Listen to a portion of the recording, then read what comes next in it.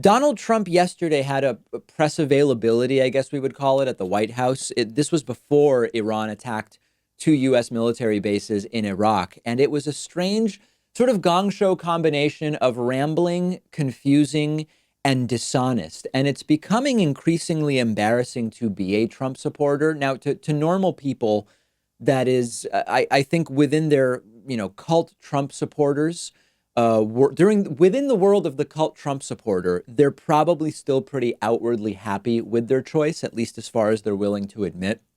But when you see Donald Trump behave in this way, make no sense, tell lies, inaccuracies, look confused and disheveled, this has to be embarrassing for a Trump supporter, right? Or are they so cognitively dissonant that they even see this and think, wow, that's who I'm voting for re-election?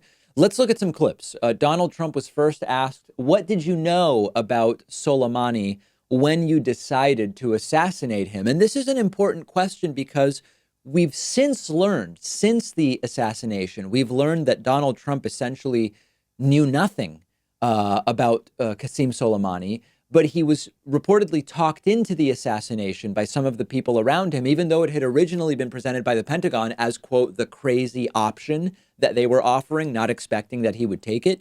And Donald Trump confirms it in this first clip. He really knew nothing about Qasem Soleimani. America, about what evidence you had that Qasem Soleimani was planning attacks against American targets. What can you tell us about what you knew prior to ordering the attack? Well, number one, I knew the past. His past was horrible. He was a terrorist. He was so designated by President Obama, as you know, and he wasn't even supposed to be outside of his own country. He was, so right there. But that's, in a way, the least of it. We had an attack very recently that he was in charge of where we had people horribly wounded, one dead. In fact, the number now, as of this morning, I believe, is 2 dead. And that was his. He was traveling with the head of Hezbollah. They weren't there to discuss a vacation. They weren't there to go to a nice resort someplace in Baghdad. They were there to discuss bad business. And we saved a lot of lives by terminating his life. A lot of lives have saved. They were planning something, and you're going to be hearing about it, or at least various people in Congress are going to be hearing about it tomorrow. Our Secretary of State covered it very well a little while ago. I saw him. I saw his news conference. So this is the same razor-thin justification that they've been parroting for several days. And you'll see later in a clip with Mike Pompeo that they've already shifted to a different justification for the Qasem Soleimani assassination. But we'll get to that. Donald Trump then, in the same press avail, is asked about his threat of war crimes. Donald Trump, remember, on Twitter, threatening to target Iranian cultural heritage sites. And here's what he had to say. Just to clear up, Mr. President, whether Iranian cultural sites would be on any future target list. Well, as I said yesterday, it was very interesting. They're allowed to kill our people. They're allowed to maim our people. They're allowed to blow up everything that we have, and there's nothing that stops them. And we are, according to various laws, supposed to be very careful with their cultural heritage. And you know what? If that's what the law is, I like to obey the law. But think of it. They kill our people. They blow up our people. And then we have to be very gentle with their cultural institutions. But I'm okay with it. It's okay with me. Oh, these laws, they say we have to be so careful. We have to be gentle. But importantly, notice that Donald Trump is now backtracking, saying, OK, we will obey the law. I guess the war crimes have been canceled by Donald Trump. Good thing yesterday I told you that the Pentagon immediately said, yeah, Trump suggesting we target Iranian cultural sites. We wouldn't do that. The Pentagon immediately saying that's not something that they would do. Then it got really weird, as if what we've seen so far isn't weird enough. Donald Trump was asked about the Greek population in the United States. Check out what he had to say. Regarding F-35, Say it. are you willing to make a deal with Greece regarding F-35? So Greece and I and my people, and we have a whole group of people, and as you see, they brought a lot of great representatives from Greece that we've been dealing with. We have a tremendous Greek population, over 3 million people, as I understand it. That's fantastic. I really feel I know most of them. I think I know all of them, come to think of it. But it's a great population in the United States. We're going to be meeting. We're going to be talking. We're going to be negotiating. And we're going to be making a lot of deals. Greece and I love that. He talks about Greece and I. The Greek population is tremendous. Now, a quick fact check. There are not 3 million Greek people in the United States. The number is less than half that. 1.4 million Americans are of Greek descent. Now, that can be sort of vague. Only about 320,000 people in the U.S. above age 5 speak Greek at home as of a few years ago. But never let the facts get in the way of a good hyperbolic ramble. And then Donald Trump, for good measure, repeats the complete and total lie that he was strongly against the Iraq War. Remember, he was not strongly against the Iraq War, but here is Donald Trump repeating this yet again. See, we don't want to be there forever. We want to be able to get out. I didn't want to be there in the first place, to be honest, and everybody knows that. That was when I was a civilian, I said it. But we were there, and they made a decision, and I disagreed with that decision very strongly. But we're there now. We've done a great job. We've gotten rid of the caliphate. 100% of the caliphate is gone. Now, here is Donald Trump saying that he was in favor of the Iraq War on the Howard Stern show in 2002. I've played this clip for you before, and it is particularly relevant here. Really don't know the enemy. I know they're skulking around somewhere, and you just feel like you're sitting duck. But we have an idea who the enemy is, and a lot of times the politicians don't want to tell you that. Are you for invading Iraq? Yeah, I guess so. I wish it was.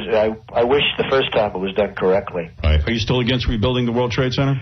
I'm not against rebuilding it. Yeah, I guess very clearly not a guy who was against the Iraq War. So it's exhausting to keep up with it all. It never makes any sense. It's a mess. It's a worldwide laughingstock. And meanwhile, Donald Trump always seems to be a few talking points behind on these things, because now Donald Trump's own Secretary of State, Mike Pompeo, has come up with a new justification for assassinating Qasem Soleimani that's actually even more incoherent than the one Trump gave. Remember, the initial justification for the assassination of the Iranian Quds leader that started this entire thing, including 2 U.S. military bases being bombed last night, was a justification based on the imminency of an attack planned by Qasem Soleimani, based on what he was doing now. And Donald Trump parroted that during his press avail. But then here is Mike Pompeo talking about, oh, no, the justification is attacks that took place sometimes in the past, which is a completely different explanation. The opportunity that we thought might present itself at some point, and we could see clearly that not only had Soleimani done all of the things that we have recounted, right, hundreds of thousands, a massacre in Syria, enormous destruction of countries like Lebanon and Iraq, where they've denied them sovereignty, and the Iranians have really denied people in those two countries what it is they want, right? Sovereignty, independence, and freedom. This is all Soleimani's handiwork. And then we'd watch as he was continuing the terror campaign in the region. We know what happened at the end of last year in December, ultimately leading to the death of an American.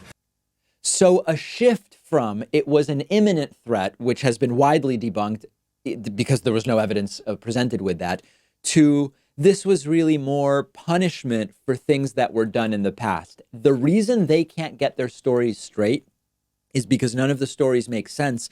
And this was all framed up as an attempt by Donald Trump to distract from impeachment and to, as he sees it, help him in his reelection campaign in an election that is now just about 10 and a half months away.